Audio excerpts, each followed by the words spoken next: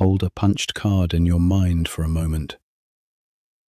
Stiff paper, about 7¼ inches by 3¼ The corner clipped so a clerk could see at a glance if one had been filed the wrong way round. The design was settled, the record says, by a company in 1928. For the next 40 years it was how the world's information was stored. One card, one record, 80 columns across, each column able to hold exactly one character. 80 places. That is the whole allowance. Everything the record has to say about a person. A name, an account, a balance, the dates, must fit in 80 little rectangles, where every character any field takes is a character some other field cannot have. So consider what it costs to write a year in full, 4 characters instead of 2. On a card carrying 3 dates, which is ordinary, the day something was issued, the day it takes effect, the day it runs out. Spelling out the century costs 6 of your 80 columns. 7.5% of everything the record can say, spent on 2 digits that are identical on every card in the drawer. 19, 19, 19. Nobody was being careless. They were being thrifty with a resource that was genuinely scarce, in a world where the century was never going to change. Come in, friends. The light's low and there is nothing here that needs deciding tonight. Set the day down. It can look after itself. Tonight is Y2K, the bug everyone remembers as the disaster that never came, plus what the record says actually happened. You may have filed this one already. Most people have. Either it was a panic sold by consultants, or it was a near miss we barely escaped. Whichever you picked, you have probably not thought about it since. We will do it in order. What the flaw actually was and why it was reasonable, what was actually done about it, what actually broke, and then the case that the whole thing was overblown, given its full strength, because it is a real case and you should have it. And there is a sentence written in 1993, 7 years early, by a man nobody was listening to, that predicts exactly how this story would end up being remembered. I am saving it for the last movement, because it only lands once you have seen the rest. I will tell you now that this episode does not end with a verdict.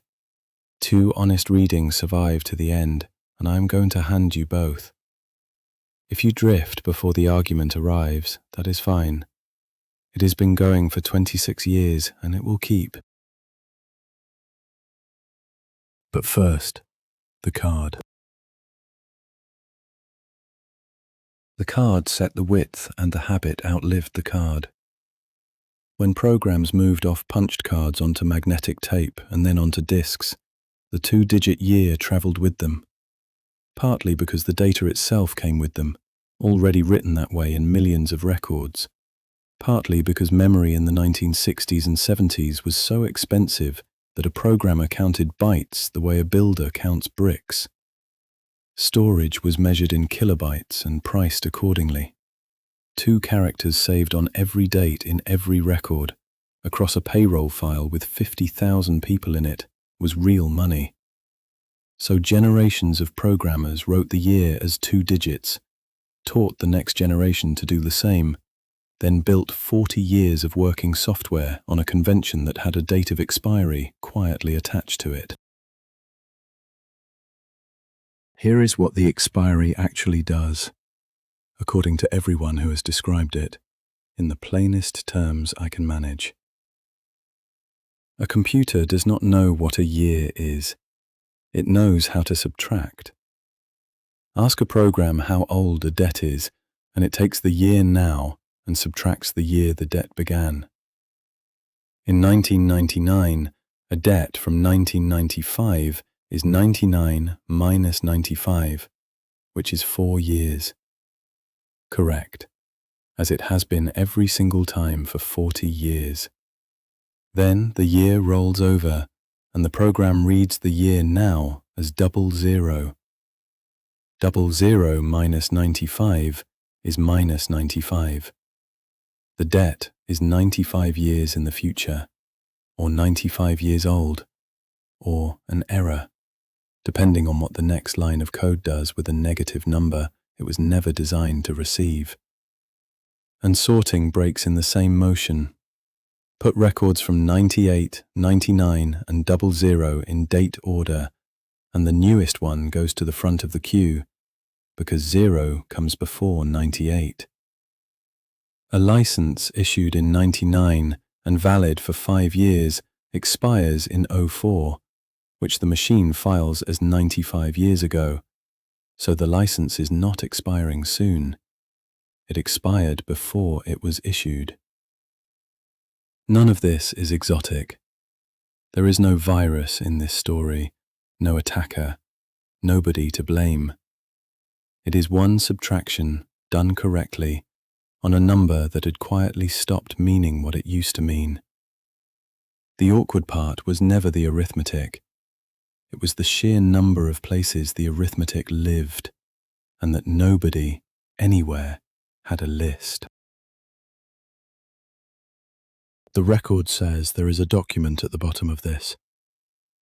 It is worth a moment because it shows how respectable the habit was. In November of 1968, the United States government issued a federal standard for how to write a calendar date in a computer system. It is a short, dry, entirely sensible piece of paper, and when it laid out the format, it allowed the year to be given as 2 digits with the century, in the language of the standard itself, implied. Implied. Understood from context. Everybody knows which century it is. That standard stayed in force, unrevised, for 19 years and 3 months. When revision finally came in 1988, the century remained optional. The document that governed how the largest computing operation on Earth wrote its dates went on permitting the shortcut for another decade after that, until it was rewritten in 1998, specifically to help systems climb out of the hole.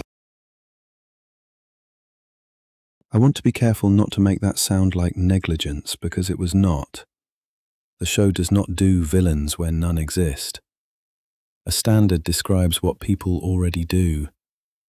In 1968, everyone wrote 2-digit years for the good reasons in the last movement. A standard that forbade it would have been ignored by every organization it applied to.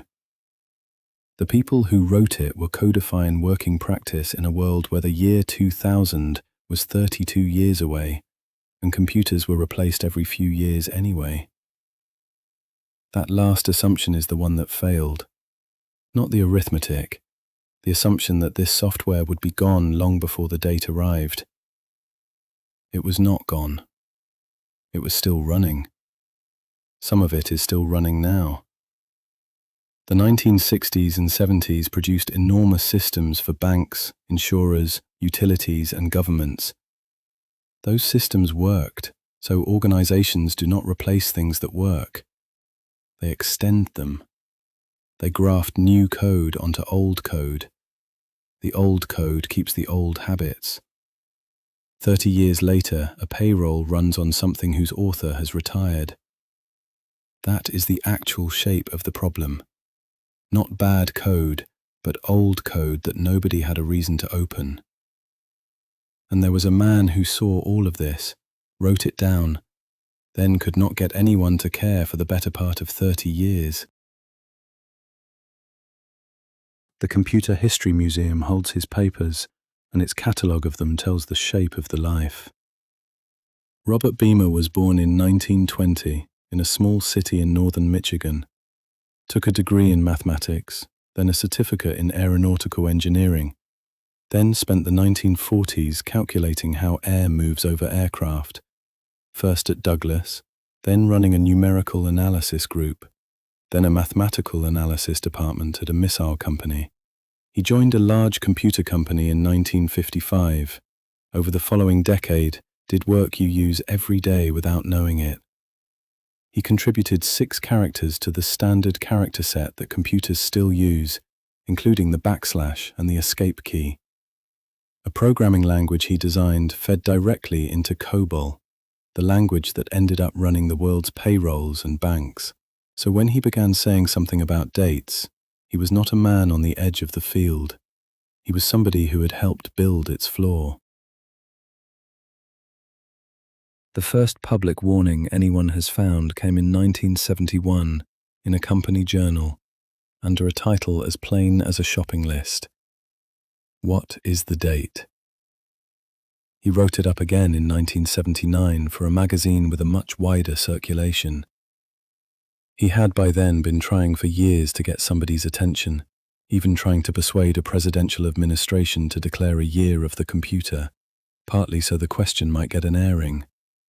Nothing happened. I want to be exact about what nothing means here, because the temptation is to imagine a lone genius shouting into a storm. There was no storm. There was no argument. Nobody wrote a rebuttal saying Beamer was wrong, because that would have required somebody to engage. The date sat there, 29 years out, while the profession simply had other things on that afternoon, and every afternoon after it. He was still at it decades later. In 1997, at 77 years old, he founded a small software company to sell a tool for fixing the problem he had described when he was 51. He lived to see the rollover, then to see it dismissed. He died in 2004. Somebody else had gone to print with the same warning too. Their book vanished so completely it is almost funny. In 1984, a husband and wife named Jerome and Marilyn Murray published a book about it. The title left very little to interpretation. Computers in Crisis, with a subtitle about how to avert a coming collapse of computer systems worldwide. It sank. There is no record of any wave of concern. No wave of concern, no congressional interest, no industry programs. A book with the answer in it, 16 years early, sitting on remainder tables. 12 years later, in 1996, a major publisher brought the same book back into print under a new title, with the year 2000 in it. Same authors, same argument. The difference was not that the argument had improved. The difference was that the date had got close enough to touch. There is a particular sadness in that gap. It is the honest, emotional center of this whole first stretch. So I will name it once and then let it go. Nothing about the problem was hidden.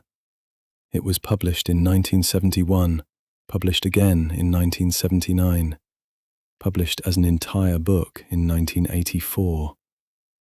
Any organization that wanted to know could have known at any point across 3 decades. The information was not scarce. Attention was. And the reason attention was scarce is not stupidity either. It is that the thing being described was boring, expensive, productive of no visible benefit whatsoever. Fixing it meant paying skilled people to go through working software, line by line, changing something invisible, so that in several years a thing would continue to work exactly as it already appeared to work. There is no ribbon to cut at the end of that. No manager was ever promoted for it. That is a real feature of how institutions behave. The quiet subject underneath tonight's episode. The maintenance of things nobody sees. Meanwhile, the systems kept growing. One American agency alone had, by its own account in the late 80s, something like 35 million lines of code to consider. And it was among the first to notice, which put it ahead of nearly everybody. Then, in September of 1993, A Canadian consultant wrote 1,500 words in a trade newspaper, and the thing finally started to move. The magazine was Computer World. The issue was the 6th of September, 1993. The article began on page 105 under a headline set in type 3 inches tall. The word was Doomsday. According to the page itself, the writer was Peter de Jager, who did something in that piece that most technical writing never manages. He made the problem happen to himself, on the page, in front of you. He was born in 1955. Ask the computer his age in 1993, and it subtracts 55 from 93, then says 38. Correct. Then he asks the question that the whole decade turns on. What happens in the year 2000? The machine subtracts 55 from 00 and reports that Peter de Jager is minus 55 years old. That is the entire bug, demonstrated on one man in 2 sentences. Everything after it is scale. Down the sides of the page ran 2 figures in red display type, routinely misquoted as a range, so here they are correctly. $50 billion to adjust the code. $75 billion once you add design, management, hardware, software, and support. Not 50 to 75. 50 for the repair, 75 for the project. But the striking thing about the article is that its subject is not really the date. He says the problem is twofold: the date itself, and more importantly, the reluctance to address it. And when he describes what the industry does when he raises it, he does not paraphrase. He prints their answer as a quotation, so it can sit there and be looked at. I won't be in this position or this company in the year 2000. It's not my problem. He says what he typically gets is snickers.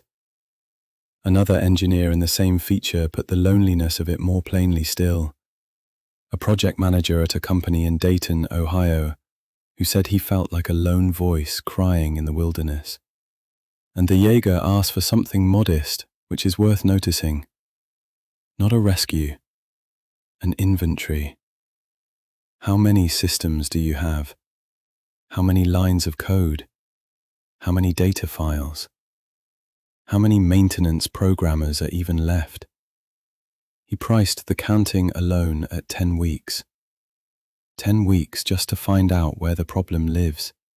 2 years later, in June of 1995, a programmer in Massachusetts sat down at 11:30 at night and typed the abbreviation that gave the thing a name people could say.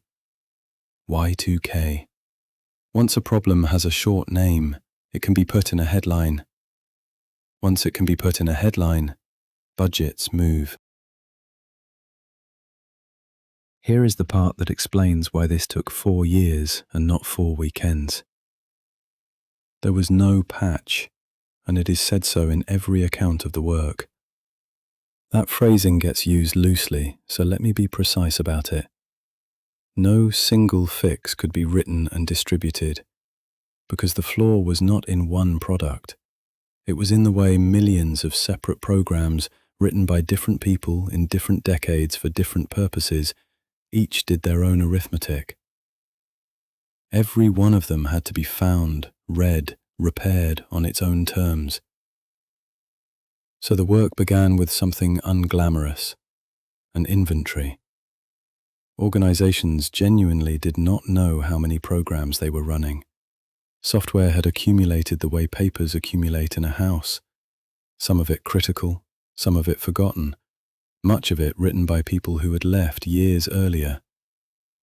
Before anybody could fix anything, somebody had to walk the building and write down what was in it. Then, for each program, a choice between 2 repairs. The clean one is expansion. Go into the data and the code, turn every 2-digit year into 4 digits, the problem is then genuinely gone forever. It is also enormous. It means touching every record in every file, plus every program that reads those files, all at the same time, because a file half converted is a file nobody can read. The cheap one is windowing. You leave the data alone and teach the program a rule. Any 2-digit year below a chosen pivot means 20-something. Anything above it means 19-something. Pick 50 as the pivot and 04 is 2004, while 99 is 1999. Said again, plainly, the program is told that small numbers mean the new century and large numbers mean the old one. It works, it is quick, and it does not fix anything. It moves the expiry date out by 50 years or so and leaves the same shape of problem for somebody else. Most of the world chose windowing because most of the world was running out of time. The people doing it knew exactly what they were choosing. And then there was the part nobody had a good answer for. The chips. Not computers, controllers, buried inside lifts and pumps and medical equipment and factory machinery. Sealed units bought years earlier from suppliers who might no longer exist. You cannot read the code inside those. You can only find them, look up the model, ask the manufacturer. If there is no manufacturer left to ask, test the thing or replace it. Counting them was harder than fixing them. That is the shape of the work. Unglamorous, itemized, performed largely by people whose names are not recorded anywhere. Somebody, somewhere, spent the autumn of 1998 checking whether the lifts would still open. Which brings us to the moment the state looked properly at its own systems and did not like what it found. In May of 1997, the United States government published its first government-wide count of how ready it actually was. Of the systems its 24 major departments themselves classified as mission critical, the ones without which the department cannot do the thing it exists to do, the share that had been checked and fixed was 21%. 21. With 31 months on the clock and a deadline that could not be moved by money, argument, or authority, because it was a date. That number is the single most useful fact in this whole episode. I would like to sit with it rather than rush past. It is a self-report, and that is what gives it weight. The departments assessed themselves, using their own definition of critical, and reported that 4 systems in 5 were not ready. Nobody grades themselves down for fun. Nobody was exaggerating for effect. An agency has no incentive whatsoever to tell the budget office it is unprepared. By February of 1998, the count was more precise and not much more comforting. Of roughly 7,850 federal mission-critical systems, about 2,700 were compliant, around a third. The deadlines were then pulled forward, which tells you how the mood had changed. Governments do not usually shorten their own timetables. In March of 1999, when the tightened federal deadline arrived, 13 of the 24 major departments met it, just over half. And on the 14th of December 1999, the figure announced was 99.9%. Whatever else is true, something occupied 31 months and several thousand systems. It was not nothing. That is the plainest argument in the episode, and it does not require anybody to believe a prediction. The systems were counted as broken, then counted as fixed by the organizations that owned them, quarter after quarter in public documents. What it does not prove, and I will keep saying this, is what would have happened if nobody had bothered. Hold that thought. It gets its own movement later, with its best case made properly. First, how a government that had been ignoring this for 26 years turned around in 18 months. By the record, 3 things changed between 1997 and 1999, and none of them was a technical breakthrough. The first was an executive order signed in February of 1998, creating a council to run the conversion across the whole federal government and putting one person in charge of it. That person was John Koskinen, a man whose career had been spent turning around organizations in trouble, which is a particular and unglamorous speciality. What the job actually required was not engineering. It was getting 1,000 separate organizations, none of which reported to him, into answering the same question in the same format on the same schedule, and to keep answering it every quarter while the number was embarrassing. The second was the Senate creating a special committee chaired by Robert Bennett with Christopher Dodd as vice chairman, which held something like 35 hearings. Hearings are theatre, but they are useful theatre. An executive who will ignore a memo will not ignore a date on which they must sit at a table and say out loud what percentage of their systems are fixed.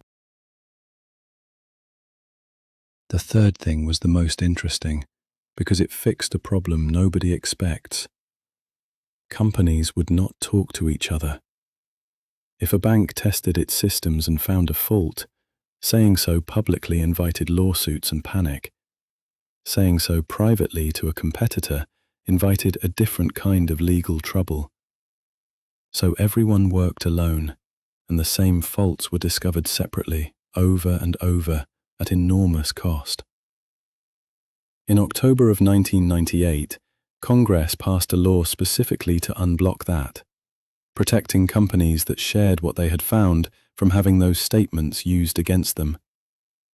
The Justice Department had already written that summer to say that competitors comparing test results on this particular problem was not by itself an antitrust matter. Read that as what it is, a legal apparatus built for the sole purpose of letting engineers tell each other the truth. Money followed, over $3 billion in emergency federal funding, and so did people, in a detail I find quietly moving. The rules that stop retired federal employees from being rehired without losing pension were set aside for this. The government went and found the people who had written the old systems, many of them in their 60s and 70s, and asked them to come back, because the languages those systems were written in were no longer taught, and the people who spoke them fluently had all gone home. For a few years at the end of the 90s, some of the most sought-after workers in the American economy were retired programmers who understood COBOL. They were not being asked to build anything. They were being asked to remember. Here is the part that answers the strongest version of the doubt, doing so without asking anybody to trust a forecast. If the defect had been imaginary, it would have failed to appear when tested.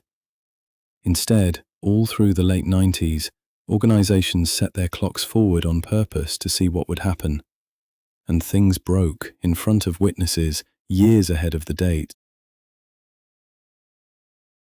A Swedish utility, according to the reports, advanced the clocks on a nuclear plant's systems in 1998. The reactor shut itself down. A car company ran the same experiment at a plant in Michigan in 1997. The assembly line was fine. The security system was not. It decided that nobody's badge was valid. In the chairman's own words afterward, nobody could get in or out of the plant. An entire factory locked by a date. A British defence review found that an air defence missile system would not have worked. An aluminium plant in Western Australia was damaged at the end of 1996 by a controller that could not cope with a leap year of 366 days, a related date fault, arriving 4 years early on real equipment.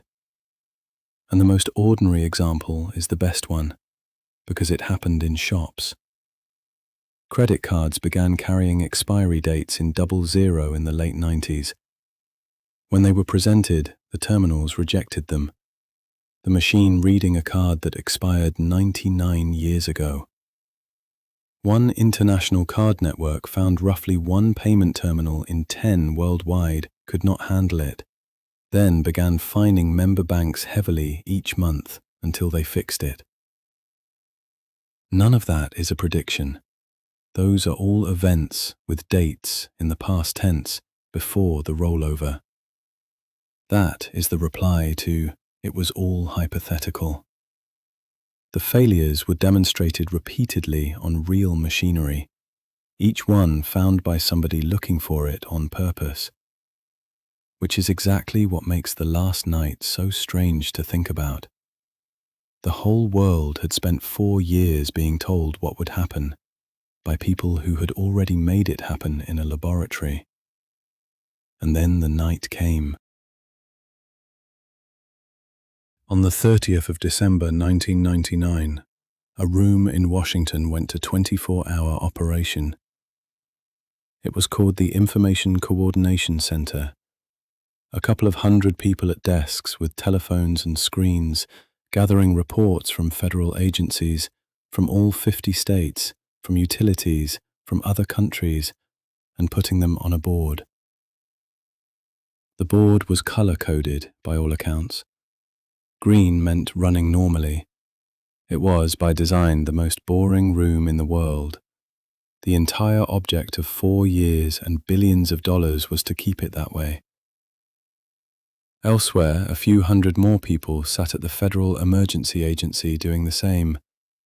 Similar rooms had been built in most industrialized countries. And Peter de Jager, the man who had written the article in 1993 and spent 6 years being alternately ignored and mocked, booked himself onto a transatlantic flight for that night on purpose, so that he would be in the air over the ocean when it happened.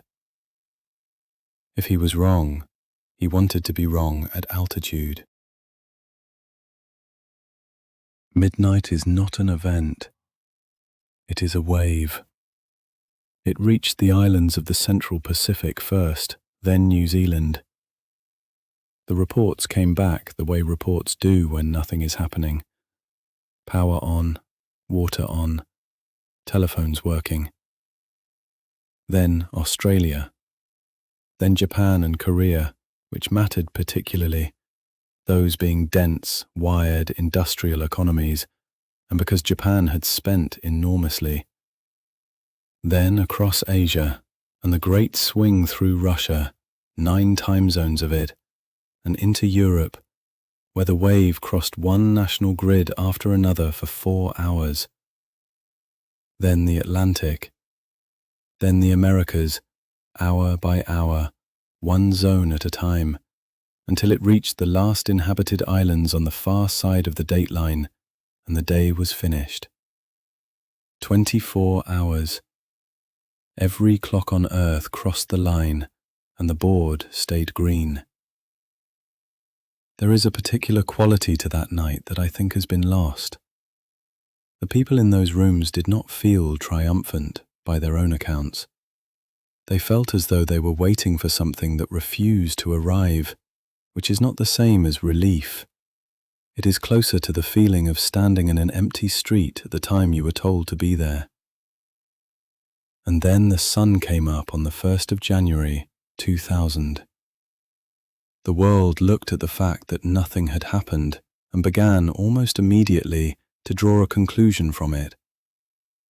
Before we get to that conclusion, the record deserves the small corrections it is owed, because nothing happened is not quite true either. Things did fail. The record is plain about it. Not many, not badly, though the list is worth reading precisely because it is so modest. An American intelligence satellite ground station lost the ability to process what its satellites were sending, staying degraded for around 3 days while it was repaired. A wind shear warning system at some airports went out of service, Weather display equipment at a number of television stations started reporting the year as 2010. Around 50,000 Medicare claims were mishandled in the first days. 800 or so slot machines at racetracks in one American state stopped working. Low-level equipment monitoring at Japanese nuclear plants raised alarms. The reactors themselves ran normally. In one office building, a door froze open. And on websites all over the world, a particular small comedy appeared.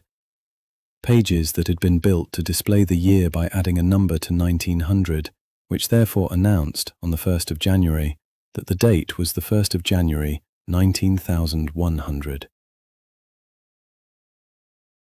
2 months later, one country had a small extra reckoning. The year 2000 was a leap year. The rule is a strange one. Century years are usually skipped unless they divide by 400. 2000 does divide by 400, so it kept its extra day. And some systems, taught only the simpler rule, did not expect the 29th of February to exist at all. A handful of things stumbled on that day. Then that passed too. Now, what do you make of a list like that? The people who did the work say, exactly what you would expect after 4 years of repairs. The residue, the ones that were missed, small and quickly fixed. Under this reading, the list is not evidence against the danger. It is the shape of a job nearly finished. The skeptical reading says, for a problem forecast to cost $100 billion worldwide, a spoiled satellite feed, some misfiled claims, and a stuck door is a very thin harvest. Thin in a way that ought to make you wonder whether the forecast was ever right. Both of those readings are looking at the same list. Neither is being dishonest. And I do not want to hurry past the skeptical one with a wave, because it is stronger than its reputation. The next stretch belongs entirely to it. Let me make this case properly, not a straw version, the real one, made by serious people, some of them with technical standing at least as good as the people on the other side. Nobody knows how to settle this one. The case starts with a comparison between countries, and the comparison is genuinely awkward. Some countries spent enormously. The United States, Britain, Australia, Japan, the Netherlands. Others spent comparatively little. Italy, South Korea, Russia, and much of Eastern Europe were widely described at the time as badly behind, and some were warned publicly that they were courting disaster. Then the date came, and the countries that had done little suffered no visible catastrophe either. That is a real observation, and it will not go away by being frowned at. If 4 years of intensive repair produce the same outcome as not much repair at all, the natural conclusion is that the repair was not the reason for the outcome. There is a second strand about money and motive. An entire industry appeared around this problem. Consultancies, contractors, auditors, software vendors selling scanning tools, and it made a very great deal of money in a short time. Its largest cost estimates came from firms who sold advice and were then quoted in the press as though they were measurements. An honest person can look at that and see an incentive. A third strand is about the press. The story had everything a newsroom likes: a fixed date, a countdown, computers, and a millennium. Coverage escalated in ways that outran the technical claims, and by 1999 there were books about food storage and generators being sold to people whose actual exposure was a home computer that would have displayed the wrong date on a spreadsheet. And the fourth strand is the sturdiest of the lot, because it is not an accusation, but a limit. Nobody can prove the counterfactual. There is no second Earth where the work was not done and we can go and look at it. Every claim that disaster was averted is, unavoidably, a claim about a world that does not exist. That is not a small objection. It is the reason this argument has never been settled and, I think, never can be. The people who did the work have answers, and the answers are decent ones. I will take them one at a time. First, the comparison between countries is not like for like. A wired, automated economy has vastly more exposed systems than a less computerized one. So the places that spent least were mostly the places with least to lose. Second, the countries described as unprepared often did concentrated work at the last minute on the handful of systems that actually mattered.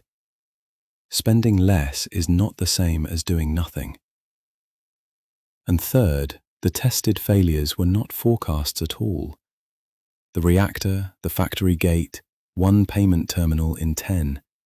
Those happened on real machines, in front of people, before the date. Both sides have their best evidence on the table now. I am not going to tell you which one wins, because I do not think the question has been settled, and I would rather leave you with the argument than with my opinion of it. But there is one more thing in the record, and it was written before any of this happened. So let the two endings stand side by side, at their honest, equal weight. In the first, it worked, as its defenders say, where the proof is not the quiet night but the noisy decade before it. 21% of the American government's critical systems were ready in the spring of 1997. 99.9% were ready in December of 1999. A reactor in Sweden shut itself down in a test. A factory in Michigan locked its own staff out. One payment terminal in 10 could not read a card.